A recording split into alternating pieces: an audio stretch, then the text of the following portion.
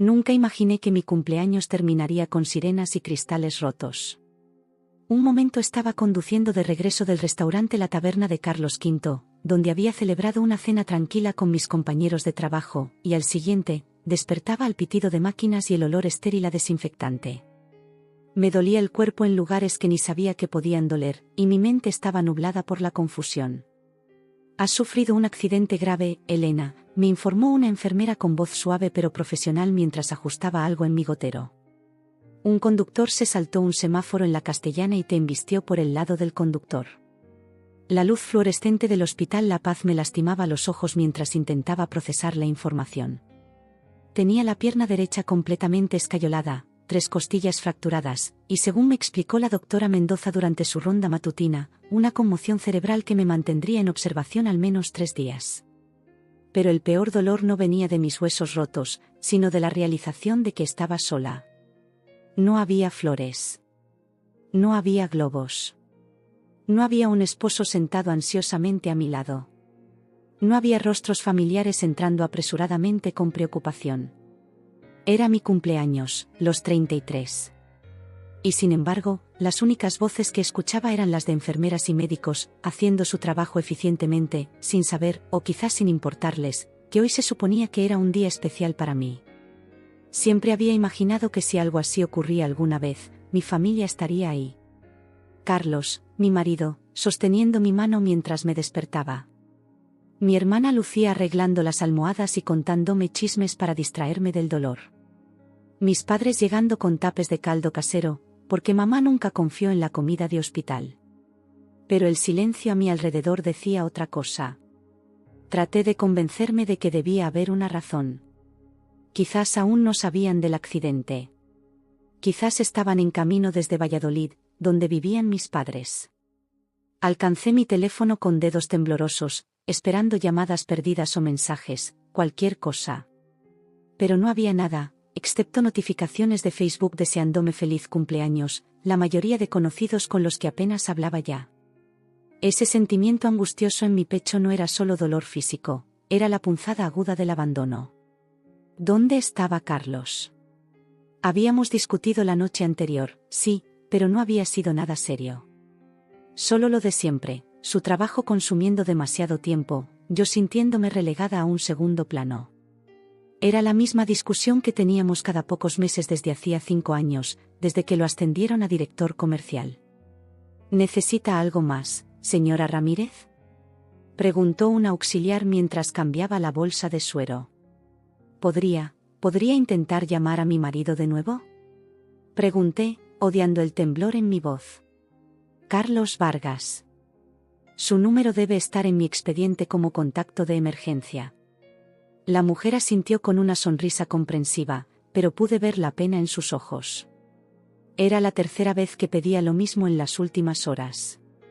Por supuesto, lo intentaremos de nuevo, respondió.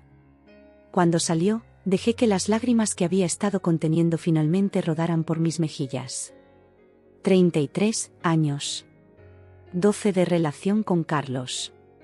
8 de matrimonio.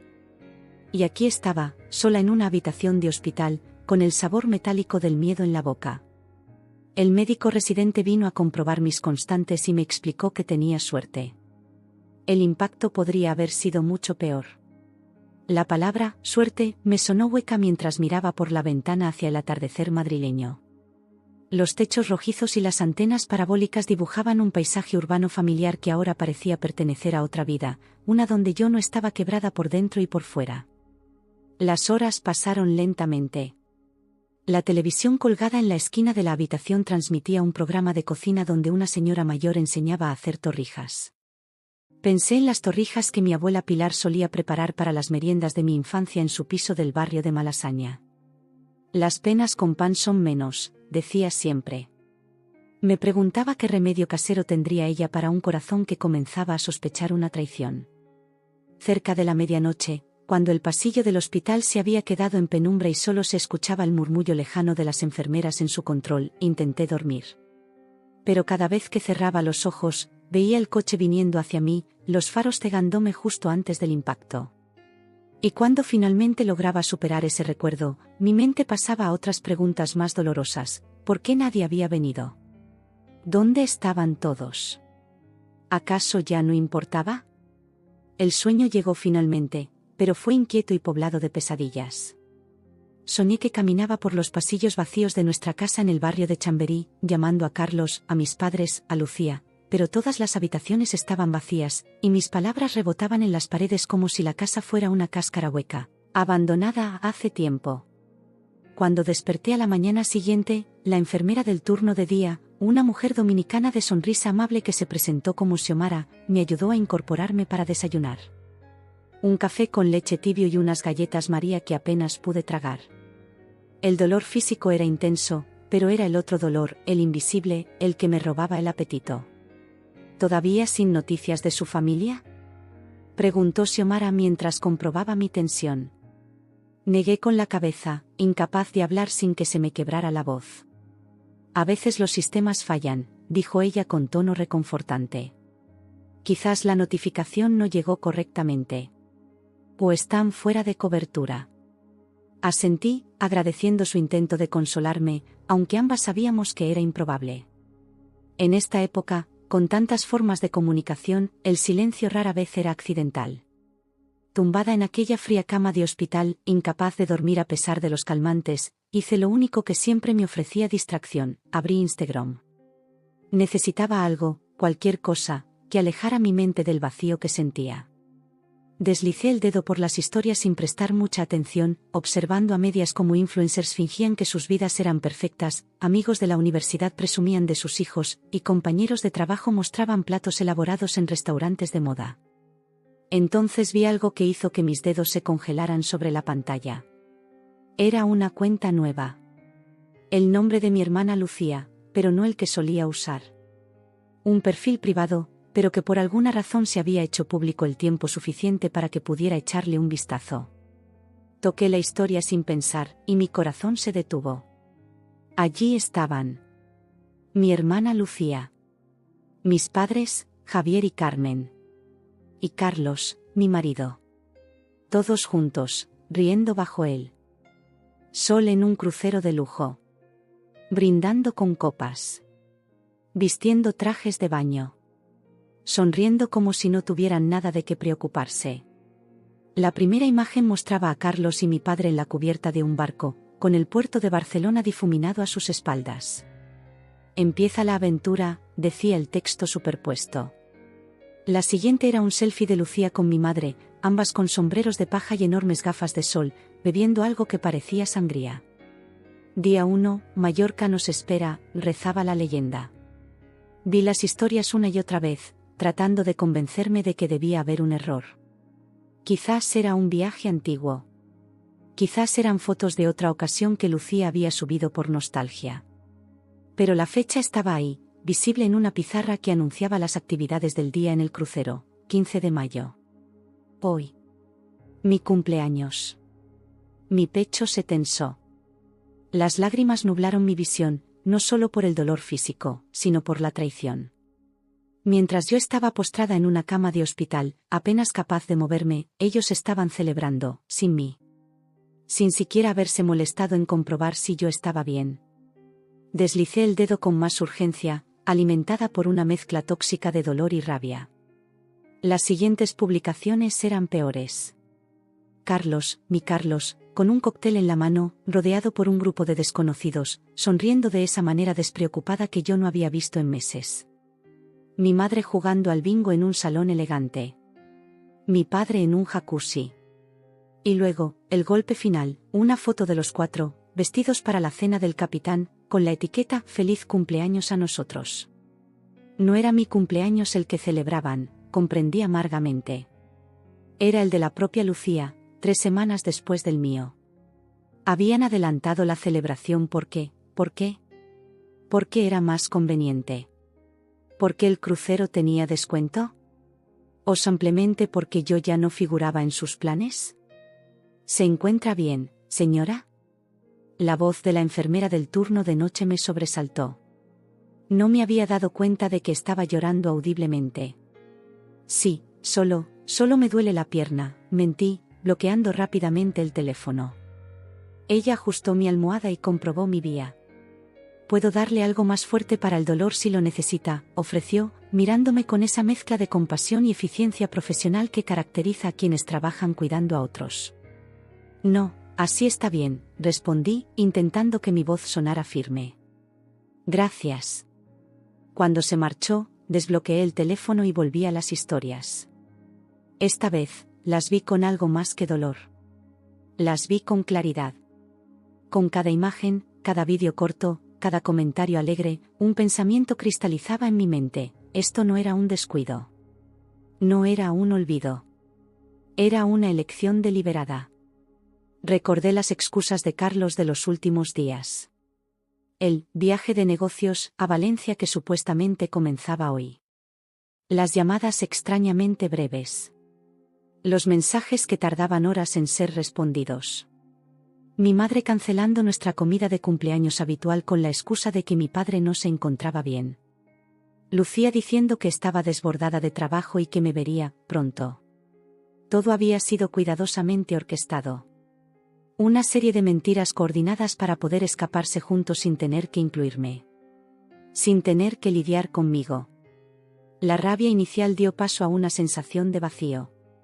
¿Cuánto tiempo llevaba siendo una intrusa en mi propia familia?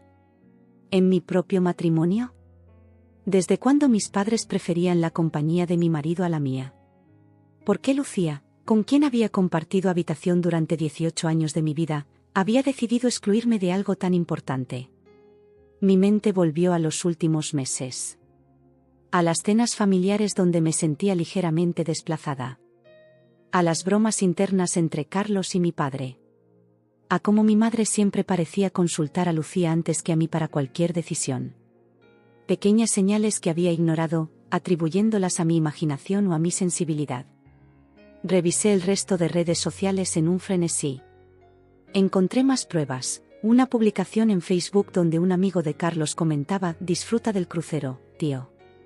Un check-in de Lucía en el puerto de Barcelona.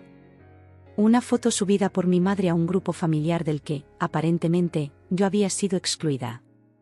El monitor cardíaco a mi lado comenzó a pitar más rápido. Sentía que me faltaba el aire. No solo era el dolor de la traición, era la humillación. La idea de que mientras yo había estado en quirófano, luchando contra el dolor, desorientada y asustada, ellos habían estado embarcando en un maldito crucero por el Mediterráneo. «Necesito hacer una llamada», le dije a la enfermera cuando regresó, alarmada por el pitido de la máquina. «Es urgente». Me miró con duda, pero finalmente asintió.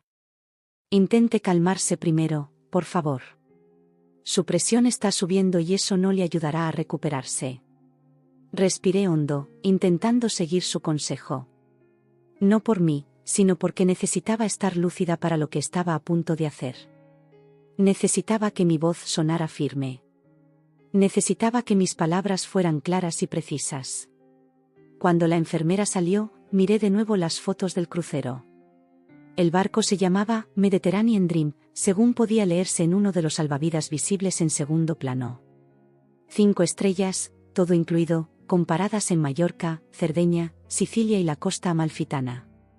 El crucero que Carlos y yo habíamos planeado tomar para nuestro 10º aniversario, dentro de 2 años. El que habíamos estado ahorrando. Mi mano tembló mientras abría la aplicación de teléfono. No me importaba la hora. No me importaba si estaban dormidos, o en medio de una fiesta, o haciendo lo que fuera que se hiciera en un crucero de lujo a medianoche. Ya habían demostrado que yo no les importaba. Era hora de devolverles el favor. Mi mano temblaba mientras pulsaba el botón de llamada junto al nombre de Carlos. Sonó 2 veces antes de que respondiera, su voz suave y controlada, como si estuviera esperando mi llamada pero quisiera aparentar normalidad. «Hola, cariño. ¿Cómo te encuentras?» Respiré profundamente y mantuve mi voz serena, a pesar del nudo que sentía en la garganta. «¿Dónde estás ahora mismo?» Dudó, solo por un segundo. Un silencio brevísimo pero tan revelador como una confesión a gritos. «Ya te dije que estoy en un viaje de negocios. Reuniones todo el día. De hecho, Acabamos de terminar una cena con clientes y pensaba llamarte esta noche. Te lo prometo. La naturalidad con la que mentía me dejó helada. ¿Cuántas otras mentiras me habría contado a lo largo de nuestro matrimonio? ¿Habían sido 8 años de falsedades, o esto era algo nuevo? Una pequeña sonrisa se dibujó en mis labios, pero no llegó a mis ojos. Qué interesante, susurré, con una voz suave como una navaja. Porque acabo de ver unas historias de Instagram. Estás en un crucero. ¿Verdad? Con mi familia. Hubo un largo y pesado silencio al otro lado de la línea. Imaginé a Carlos buscando desesperadamente palabras, excusas, cualquier cosa para encubrir la verdad. Lo visualicé perfectamente, apartándose del grupo, caminando hacia algún rincón tranquilo de la cubierta, la preocupación arrugando su frente mientras intentaba inventar una explicación plausible. Pero yo no esperé sus mentiras. Disfruta del viaje, dije con calma, antes de colgar. Mi mano cayó a un lado, y me quedé mirando al techo, sintiendo una extraña calma apoderarse de mí. La claridad que sigue a las tormentas más devastadoras. El teléfono comenzó a vibrar casi inmediatamente. Carlos. Lo silencié sin siquiera mirarlo. Luego vino un mensaje de texto. Puedo explicarlo. Luego otro, no es lo que parece. Y finalmente, por favor, responde. Estoy preocupado por ti. ¿Preocupado? La palabra me pareció tan absurda que casi me hizo reír. Si hubiera estado preocupado, habría respondido cuando el hospital lo llamó. Si hubiera estado preocupado, no estaría ahora mismo a cientos de kilómetros, fingiendo que ignoraba mi paradero. Decidí llamar a mi hermana. Lucía siempre había sido la sensata de la familia, la que mantenía los pies en la tierra mientras yo soñaba. Teníamos nuestras diferencias, como cualquier par de hermanas, pero nunca pensé que llegaría a esto. Nunca pensé que me excluiría de algo tan importante como una celebración familiar. Contestó al quinto tono, su voz cautelosa, como si supiera exactamente quién era y por qué llamaba. ¿Elena? ¿Qué pasa? Es muy tarde, ¿dónde estás, Lucía? Pregunté directamente, sin molestarme en saludar. En casa, claro. Acabo de acostar a los niños y mentira, la interrumpí. Te he visto en Instagram. Estás en un crucero con mamá, papá y Carlos. Un silencio diferente al de Carlos. No buscaba excusas. Simplemente procesaba que había sido descubierta. Elena, esto no es, nosotros no queríamos, ¿no querían qué? ¿Decirme que se iban todos juntos de vacaciones? ¿O no querían invitarme?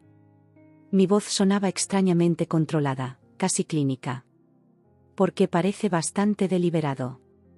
Las cosas han estado tensas últimamente, y pensamos que sería mejor para quién, Lucía? ¿Para ti? ¿Para Carlos?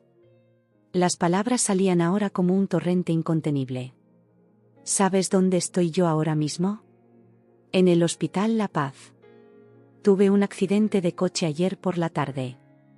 Tengo una pierna rota, 3 costillas fracturadas y una conmoción cerebral.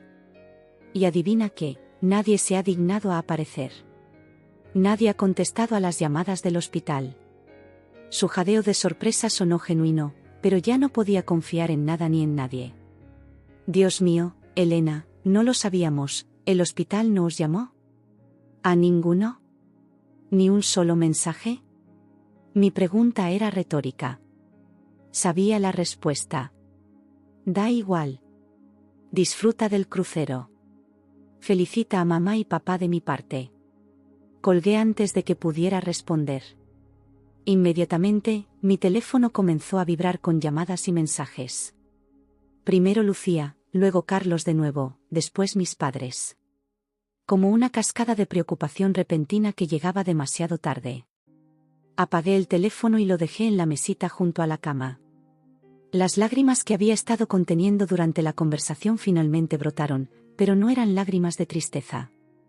Eran de liberación. De claridad. La enfermera Xiomara entró para comprobar mis constantes y me encontró así, con la cara húmeda pero extrañamente serena. Todo bien, ¿Señora Ramírez?, preguntó con genuina preocupación. Acabo de descubrir que mi marido y mi familia se han ido de crucero sin mí, respondí con una honestidad que me sorprendió. En mi cumpleaños. Ella me miró con una mezcla de compasión y algo más, ¿respeto? Algunas veces la vida nos quita cosas para darnos espacio para algo mejor, dijo simplemente, mientras ajustaba mi almohada. Mi abuela decía que no hay mal que por bien no venga. Asentí, pensando en mi propia abuela Pilar y en sus refranes. A lo hecho, pecho, solía decir cuando yo lloraba por algún problema de niña. La imaginé ahora, sentada al borde de mi cama, con sus manos arrugadas tomando las mías, diciéndome que a veces perdemos batallas, pero eso no significa que hayamos perdido la guerra. La noche se hizo larga después de eso. Los calmantes me adormecían, pero no lo suficiente como para sumirme en un sueño profundo. En ese estado de duermevela, repasé cada detalle de mi relación con Carlos. Nuestro primer encuentro en la Facultad de Periodismo. La primera cita en el Retiro, paseando bajo los árboles mientras compartíamos sueños y ambiciones. La boda en aquella pequeña ermita de la Sierra de Madrid. El piso que compramos en Chamberí, endeudándonos hasta las cejas pero felices de tener nuestro propio rincón en la ciudad. Y luego, los últimos años. Las cenas cada vez más silenciosas. Las noches en que Carlos llegaba tarde sin explicaciones claras. Los fines de semana que pasaba trabajando mientras yo visitaba sola a mis padres en Valladolid. Las discusiones que nunca llegaban a resolverse del todo, quedando como heridas abiertas bajo una fina costra de normalidad. ¿En qué momento había comenzado a desmoronarse todo? ¿Había sido gradual o hubo un punto de inflexión que no supe ver? Me preguntaba si podría haber hecho algo diferente, si podría haber salvado lo que teníamos. Pero incluso en mi estado semiconsciente, una nueva voz se alzaba dentro de mí. ¿Por qué debería ser yo quien salvara algo que los demás estaban tan dispuestos a destrozar?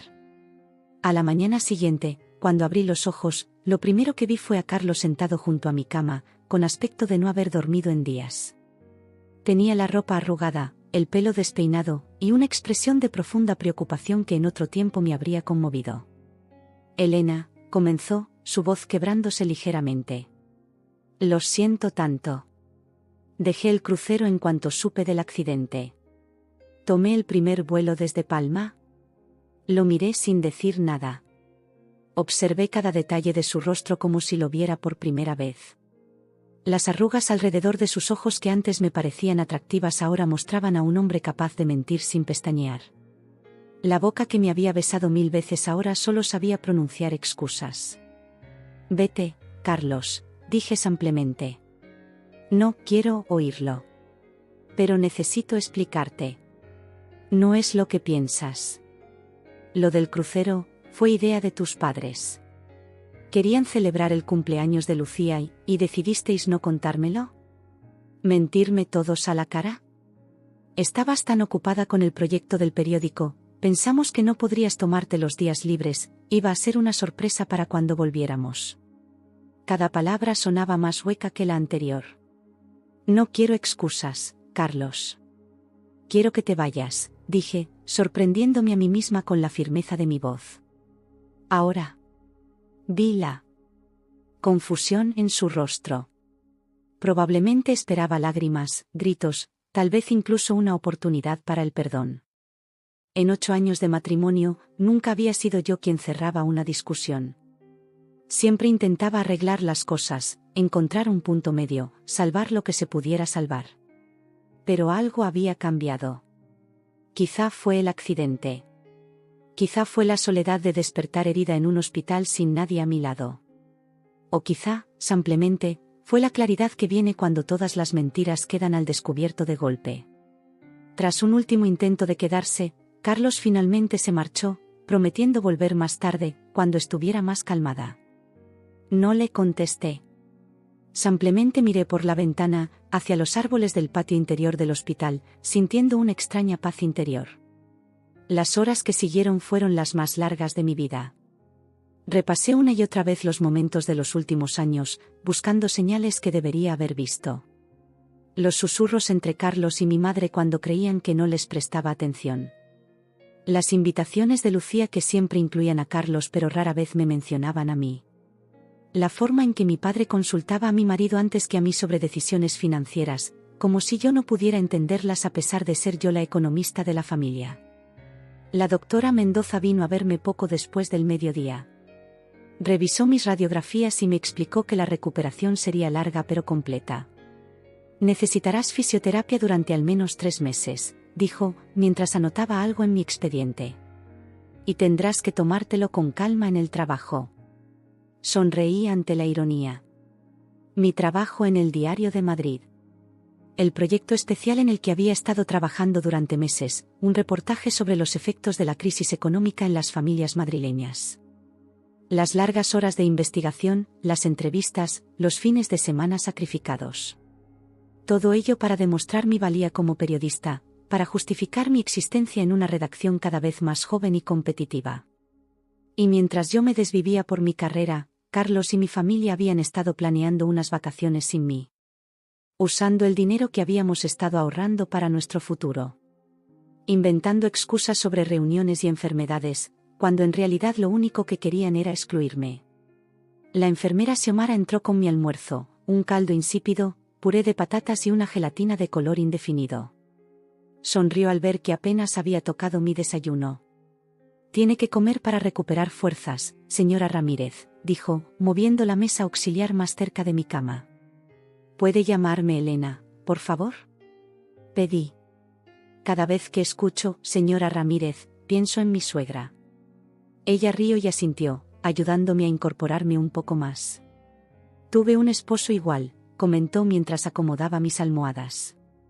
De esos que te hacen pensar que estás loca cuando en realidad son ellos los que están haciendo mal las cosas. La miré sorprendida.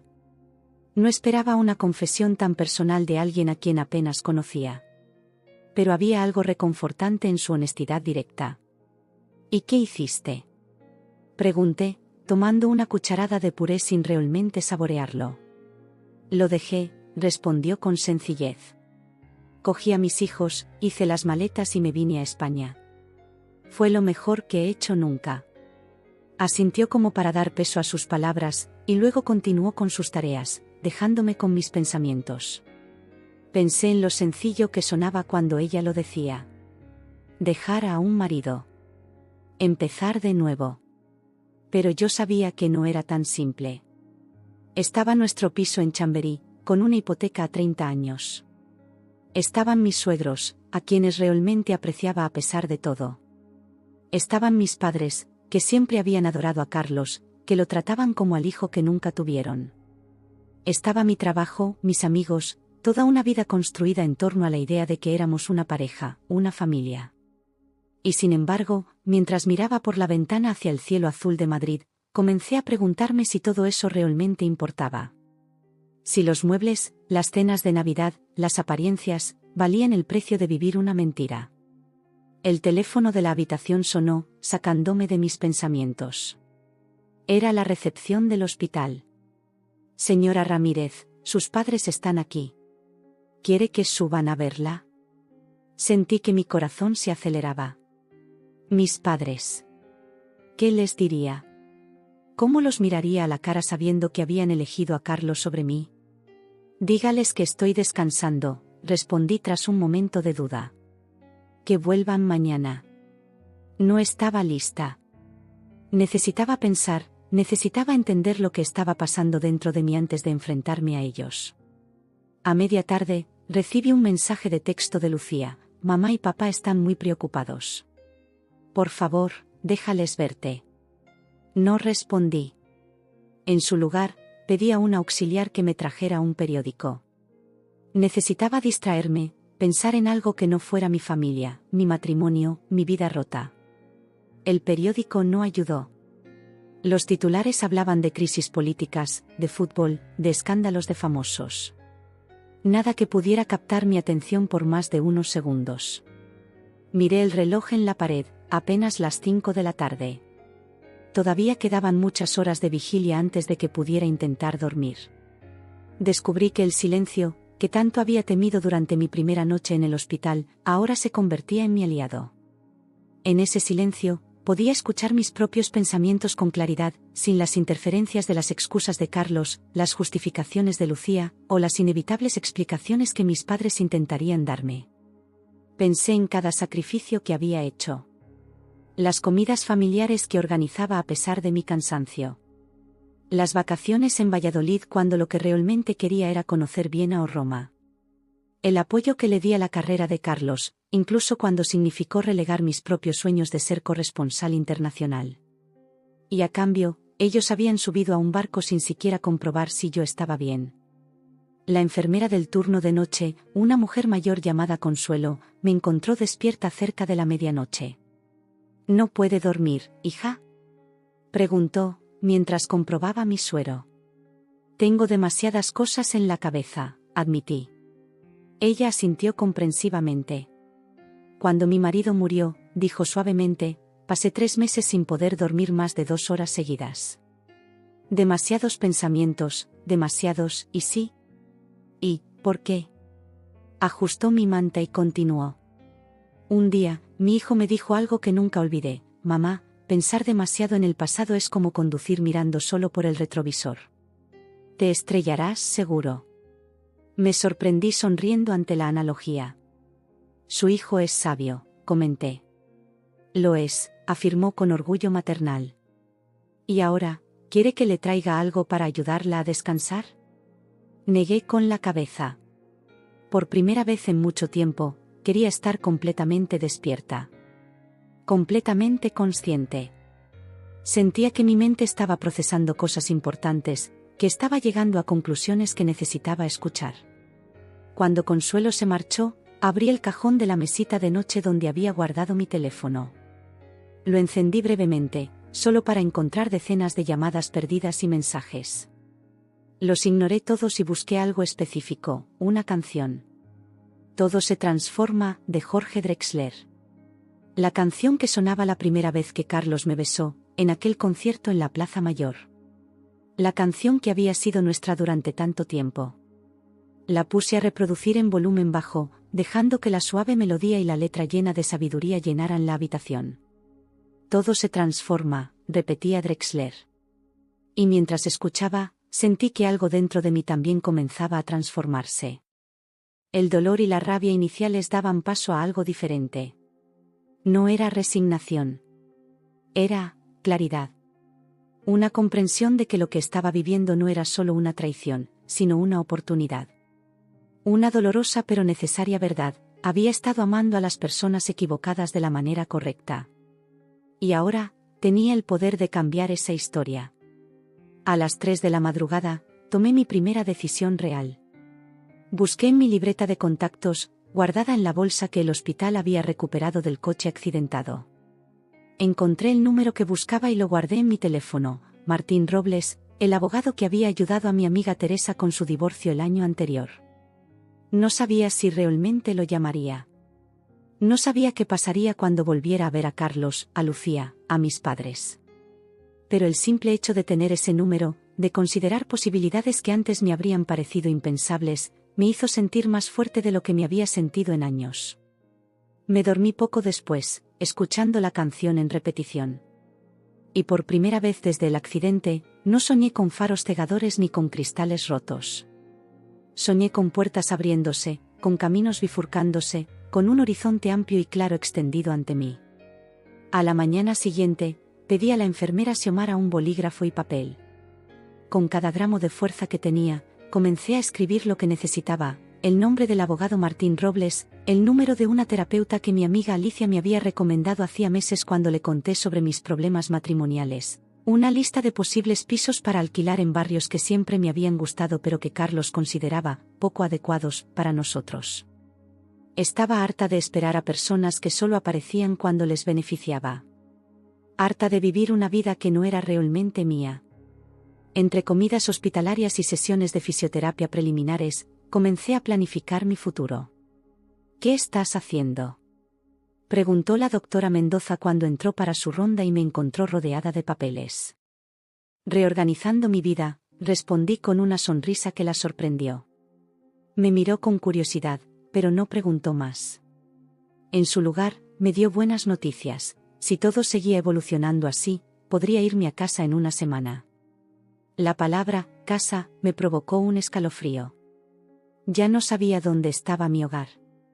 Esa tarde, finalmente permití que mis padres me visitaran. Entraron con cautela, como si temieran que les arrojara algo. Mi madre, Carmen, con un ramo de flores que reconocí de la floristería del hospital, y mi padre, Javier, con esa expresión mezcla de vergüenza y obstinación que ponía cuando sabía que había hecho algo mal pero no quería admitirlo del todo. Mi niña, comenzó mi madre, acercándose para besarme. Me aparté ligeramente, lo suficiente para que notara mi rechazo pero no tanto como para crear una escena. ¿Cómo estuvo el crucero? Pregunté directamente, sin molestarme en disimular mi conocimiento. ¿La comida era tan buena como dicen? Se miraron entre ellos, sorprendidos por mi franqueza. Esperaban evasivas, tal vez. O quizás que fingiera que no sabía nada, como había hecho tantas veces antes cuando intuía que me excluían de algo. Elena, cielo, no es lo que piensas, dijo mi padre, sentándose en la silla junto a mi cama. Fue algo de último momento, una oferta especial que surgió y ¿no se os ocurrió mencionarlo? Interrumpí. O invitarme. Estabas tan ocupada con tu trabajo, intervino mi madre. Siempre dices que no puedes tomarte días libres, que el periódico depende de ti, así que decidisteis ir con mi marido, pero sin mí, concluí. En mi cumpleaños. Mi padre tuvo al menos la decencia de parecer avergonzado. Mi madre, sin embargo, pasó rápidamente a la defensiva. No todo gira alrededor de ti, Elena. Era el cumpleaños de Lucía también, y ella sí quería celebrarlo. Y Carlos necesitaba un descanso, el pobre. La miré fijamente, sintiendo que veía a mi madre por primera vez. Esta mujer que siempre había parecido apoyarme, pero que sutilmente había ido socavando mis decisiones, mi matrimonio, mi autoestima. ¿El pobre? Repetí, incrédula. ¿Te refieres a mi marido, el que me ha estado mintiendo? ¿El que ni siquiera vino al hospital cuando tuve un accidente? No sabíamos lo del accidente hasta ayer, protestó mi padre. El hospital llamó a tu casa, no a nuestros móviles. Respiré profundamente. No valía la pena discutir sobre detalles. No cambiaría nada. Quiero que os vayáis, dije con calma. Necesito descansar. Pero acabamos de llegar, por favor, idos, insistí. Ya hablaremos cuando esté mejor. Se marcharon finalmente, no sin antes dejar las flores y un paquete que, según mi madre, contenía esas pastas que tanto te gustan, de la confitería Mallorca. Como si un dulce pudiera compensar su traición. Como si todo pudiera volver a la normalidad con azúcar y mantequilla. Cuando se fueron, tomé mi teléfono y empecé a hacer llamadas. La primera fue a Martín Robles, el abogado. Me dio una cita para la semana siguiente, en cuanto saliera del hospital. La segunda fue a Alicia, mi amiga del periódico. ¿Puedo quedarme en tu casa unos días cuando me den el alta? Pregunté sin rodeos. ¿Qué? ¿Por qué? ¿Qué ha pasado? Su voz sonaba alarmada. Le conté todo brevemente. El accidente. El crucero. La traición. Claro que puedes quedarte conmigo, respondió inmediatamente. El tiempo que necesites. Y si quieres, le digo a mi primo que te lleve algunas cosas de tu piso. Carlos no se atreverá a enfrentarse a Rubén, te lo aseguro. Sonreí ante la imagen. Rubén, un bombero de casi 2 metros de altura con aspecto de vikingo moderno, intimidando a Carlos solo con su presencia. Gracias, Ali, dije, sintiendo un nudo en la garganta. No sé qué haría sin ti. Para eso estamos, respondió simplemente. Y cuando estés mejor, iremos a Lavapiés, a ese bar que siempre te ha gustado y que Carlos odia. A celebrar tu independencia. Lavapiés. El barrio multicultural de Madrid que Carlos consideraba demasiado bohemio y poco seguro, pero donde yo siempre me había sentido viva, estimulada por la mezcla de culturas, olores y sonidos. Las siguientes llamadas fueron más difíciles. A mi jefe en el periódico, explicándole la situación y pidiendo una baja temporal a la compañía de seguros para gestionar los trámites del accidente, a la inmobiliaria que gestionaba alquileres en los barrios que me interesaban. Entre llamada y llamada, desactivé las notificaciones de mis redes sociales. Eliminé a Carlos de todos mis perfiles. Bloqueé su número de teléfono. Creé filtros de correo para enviar sus mensajes directamente a la papelera. Cada pequeña decisión se sentía como un hilo tejido en una versión más fuerte de mí misma. Lucía apareció a la hora de la cena, sola y con aspecto cansado. Se sentó junto a mi cama sin decir nada durante varios minutos. ¿Cómo te encuentras?, preguntó finalmente. Físicamente, mejor de lo que cabría esperar, respondí con honestidad. Emocionalmente, estoy procesando muchas cosas. Asintió, jugueteando con el dobladillo de su blusa. Elena, lo del crucero no fue idea mía. Carlos y mamá lo organizaron todo. Dijeron que te habían invitado pero que no podías venir por el trabajo. La miré, intentando decidir si creerla o no. Lucía siempre había sido mejor mentirosa que yo, desde niñas. ¿Y no se te ocurrió preguntarme directamente?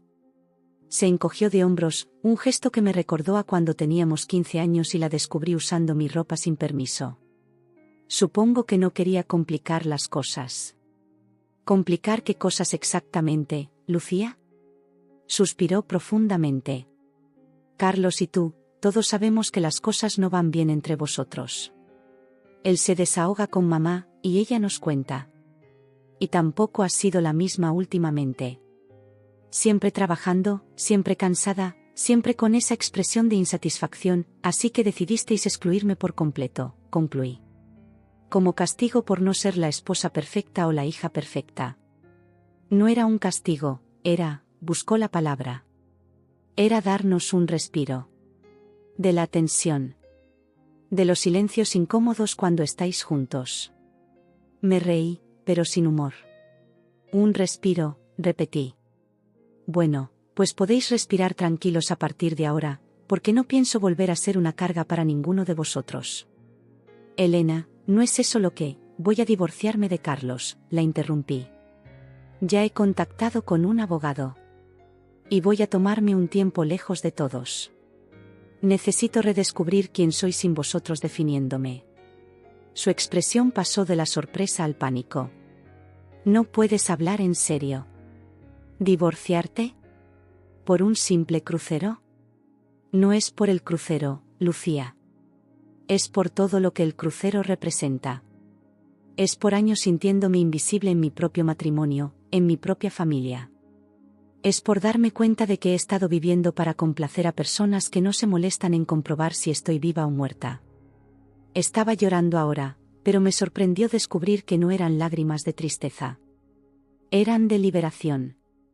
De claridad. De fuerza encontrada en el abandono.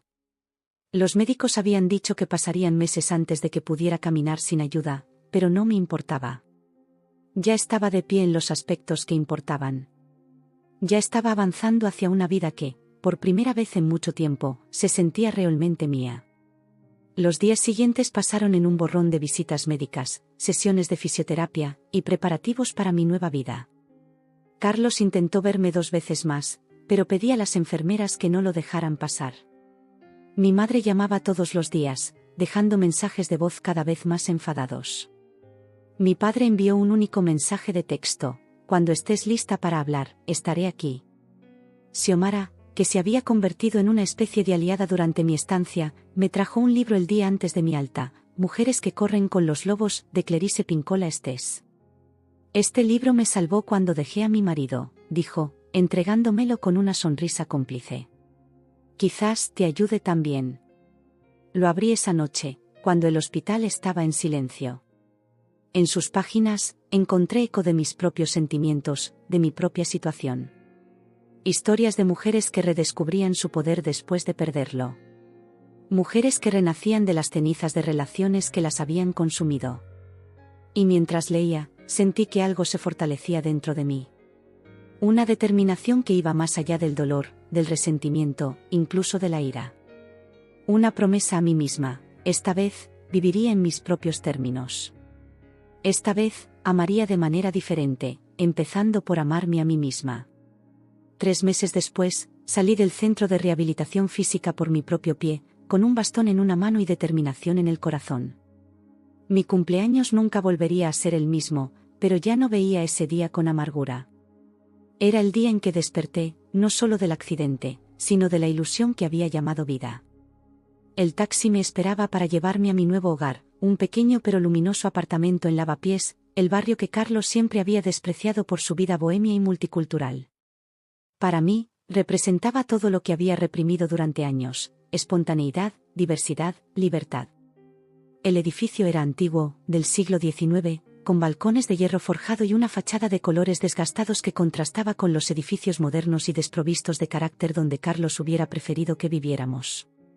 «¿Le ayudo con las maletas, señorita?», preguntó el taxista, un hombre mayor con acento andaluz. «Gracias, pero puedo sola», respondí, sorprendiéndome a mí misma con esa afirmación. 3 meses atrás, habría aceptado la ayuda automáticamente, habría asumido que la necesitaba. Pagué la carrera y subí lentamente los 4 pisos hasta mi apartamento. Cada escalón era un pequeño triunfo. Mi fisioterapeuta, Manuel, me había advertido sobre no excederme, pero también me había enseñado a escuchar a mi cuerpo, a respetar sus límites sin temerlos. Al abrir la puerta, me recibió el aroma a café recién hecho y a pan caliente. Alicia había cumplido su promesa de tener todo listo para mi llegada. «Bienvenida a casa», exclamó, saliendo de la pequeña cocina con una taza humeante en la mano. «¿Qué te parece?». Miré alrededor, tomando todo con los ojos bien abiertos. Las paredes, que había pintado Rubén siguiendo mis instrucciones, eran de un suave verde salvia en el salón y un azul profundo en el dormitorio, colores que Carlos habría considerado deprimentes, pero que a mí me recordaban al mar Cantábrico de mis vacaciones infantiles. Había pocas cosas, solo lo esencial: un sofá de segunda mano pero en buen estado, una mesa de comedor comprada en un rastro, estanterías llenas de libros que había ido acumulando a lo largo de los años y que Rubén había rescatado de mi antigua casa mientras Carlos estaba en la oficina. «Me encanta», dije sinceramente. «Se siente como yo». Alicia sonrió, entendiendo perfectamente lo que quería decir. Me entregó la taza de café y se sentó conmigo en el sofá. «¿Cómo ha ido la última sesión con Manuel?». «Dice que estoy progresando más rápido de lo esperado», respondí. «Aún necesitaré el bastón unas semanas más, pero pronto podré dejarlo para distancias cortas». «¿Y con Teresa Olmos?», preguntó, refiriéndose a mi terapeuta. Suspiré, tomando un sorbo de café antes de contestar. «Es duro. Desmontar toda una vida de patrones destructivos no es fácil. Pero está ayudando. Me está ayudando a entender por qué permitía ciertas cosas, por qué me conformaba con tan poco». Alicia asintió, comprensiva. Habíamos tenido muchas conversaciones similares durante estos meses, mientras ella me ayudaba a reconstruir mi vida. «¿Has sabido algo de ellos?», preguntó finalmente, con cautela. Sabía exactamente a quiénes se refería. Carlos. Mis padres. Lucía. Carlos sigue insistiendo a través de su abogado para que reconsidere el divorcio, respondí con calma. Dice que podemos arreglarlo. Que fue un error. Que me echa de menos. ¿Y tú? ¿Lo echas de menos? Pensé en la pregunta seriamente, como había aprendido a hacer con Teresa. No responder automáticamente lo que se esperaba de mí, sino buscar la verdad en mi interior. Echo de menos la idea de él, admití finalmente. La seguridad. La rutina. A veces, cuando me despierto en mitad de la noche, hay un segundo, justo un segundo, en que espero sentirlo al otro lado de la cama. Tomé otro sorbo de café. Pero luego recuerdo la libertad de no tener que justificar cada decisión. De no sentirme juzgada constantemente. Y sé que estoy mejor así. ¿Y tus padres? Papá llamó la semana pasada. Fue civilizado. No se disculpó exactamente, pero preguntó si podríamos vernos algún día. Le dije que necesitaba más tiempo. ¿Lo necesitas? Sí. No sé si alguna vez podré confiar en ellos de nuevo. No solo por el crucero, sino por años de pequeñas deslealtades que ahora veo con claridad. Pero son mis padres, eventualmente, supongo que intentaremos reconstruir algo. Algo diferente. Dejé la taza en la mesita y me levanté despacio, apoyándome en mi bastón. Me acerqué al balcón y abrí las puertas, dejando que el bullicio de lavapiés entrara en el apartamento. El olor a especias del restaurante marroquí de abajo, la música flamenca que salía de algún bar cercano, las conversaciones en diversos idiomas, todo ello formaba una sinfonía urbana que me hacía sentir viva. El lunes vuelvo al periódico, anuncié, mirando hacia la calle. Javier me ha ofrecido la columna semanal. Elena, eso es fantástico. Alicia se levantó de un salto. Es lo que siempre has querido. Sonreí, recordando cuántas veces había expresado ese deseo a Carlos, solo para que me dijera que una columna era demasiado expuesta, demasiado polémica potencialmente, que era mejor mantener un perfil bajo. ¿Cuántos sueños había dejado de lado por complacerlo? He pensado llamarla Reconstrucciones, expliqué. Sobre cómo reconstruimos nuestras vidas después de las rupturas. No solo las amorosas, sino todo tipo de rupturas, profesionales, familiares, de amistad, suena poderoso, aprobó Alicia. Y auténtico. Auténtico. Esa palabra resonó dentro de mí. ¿Cuándo fue la última vez que había sido completamente auténtica? ¿Cuándo había dejado de serlo? Mi teléfono vibró con un mensaje. Era Lucía, ¿cenamos mañana? Solo tú y yo. Por favor. Mostré el mensaje a Alicia. ¿Qué opinas? Ella se encogió de hombros. Es tu hermana. Solo tú puedes decidir si estás lista. Pensé en Lucía. En nuestra infancia compartida en Valladolid. En las peleas absurdas y las reconciliaciones. En cómo siempre había sido la favorita de nuestros padres, pero también la que más sufría bajo sus expectativas. Le diré que sí, decidí. Pero en un lugar neutral. Y tendrá que escuchar tanto como hablar.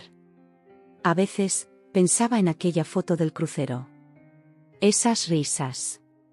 Esa traición. Y luego sonreía, no por dolor, sino por libertad. Porque perderlos me había devuelto a mí misma. Porque el accidente, con todo su sufrimiento físico, había sido también una forma de salvación. El sol comenzaba a ponerse, tiñendo el cielo madrileño de naranjas y púrpuras. En la plaza, los vecinos sacaban sillas a la calle, comenzando esa costumbre tan española de la tertulia vespertina. Una mujer mayor regaba los geranios de su balcón, saludándome con la mano cuando notó que la observaba. ¿Bajamos?, sugirió Alicia. Rosana ha abierto la terraza de la cafetera y está estrenando una nueva tarta de zanahoria. Dame 5 minutos, pedí. Quiero refrescarme un poco. Mientras Alicia esperaba, me dirigí al pequeño baño. Me miré en el espejo, algo que había evitado hacer durante semanas después del accidente. Las cicatrices eran menos visibles ahora, una línea blanquecina sobre la ceja izquierda, otra más tenue en la mejilla. Pero los cambios más profundos estaban en mis ojos. Había una claridad, una seguridad que no reconocía de mi vida anterior. Me salpiqué agua en la cara y pensé en los meses transcurridos. En las noches llorando hasta quedarme dormida. En los días luchando contra el dolor físico y emocional. En las sesiones interminables con Teresa, desenterrando traumas tan antiguos que ni siquiera recordaba haberlos enterrado. En las llamadas con Martín, navegando el laberinto legal de un divorcio que Carlos intentaba complicar a cada paso. Había sido duro. Más duro de lo que nunca imaginé. Pero estaba aquí. Respirando. Viviendo. Reconstruyéndome. Al salir del baño, me detuve frente al pequeño escritorio donde había instalado mi ordenador. Allí, junto a la lámpara, estaba la primera columna que había escrito para Reconstrucciones, lista para enviar. A veces, la vida nos rompe para mostrarnos de qué estamos hechos realmente, comenzaba el texto. A veces, perdemos personas para encontrarnos a nosotros mismos. Y mientras recogemos los pedazos, descubrimos que podemos armados de una forma totalmente nueva. Una forma que, finalmente, nos pertenece. Envié el archivo a Javier antes de salir con Alicia.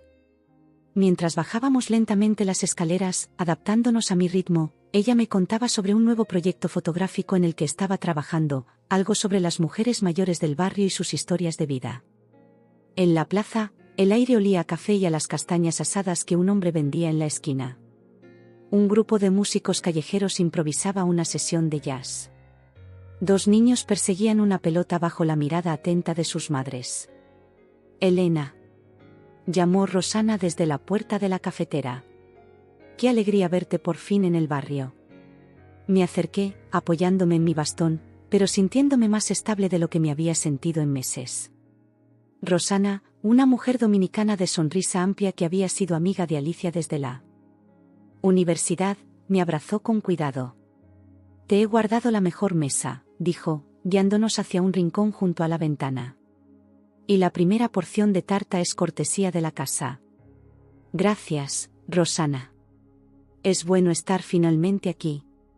Y mientras nos sentábamos, rodeadas por el bullicio alegre del café, miré por la ventana hacia la calle donde comenzaba mi nueva vida. No sabía exactamente qué me deparaba el futuro. No sabía si algún día perdonaría completamente a Carlos, a Lucía, a mis padres. No sabía si volvería a enamorarme, o si preferiría la soledad que ahora encontraba tan reconfortante. Pero sabía una cosa con certeza: por primera vez en años, estaba exactamente donde quería estar. Y se sentía como un hogar.